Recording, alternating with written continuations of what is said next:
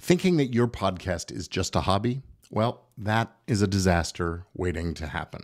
Hey, I get it. Your podcast is something you just started up for kicks, maybe as a solo hobby project or maybe with a friend. And I understand it's super easy to create a show and just put it out there. And you're not doing it to make money, right? So why should you think about it as a business? After all, most of those other shows don't seem to have any complicated legal structures or contracts and protections in place, and nothing bad has happened to any of those podcasters. Well, if that were really true, there wouldn't be podcasters that have been accused of plagiarism or threatened or sued over the content they create or the titles that they've chosen, or because the people making the podcast couldn't see eye to eye and ended up having an unpleasant breakup.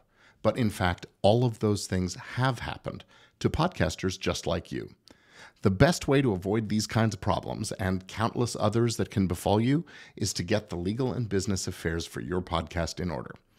But here's the thing, you don't have to hire expensive lawyers, and you don't have to just guess at things and do it yourself. It's actually never been easier or more affordable for podcasters to avoid all that nastiness and to get set up the right way. You wouldn't drive your car around without auto insurance, right? So why would you take chances with your podcast? Now, let me ask you a question.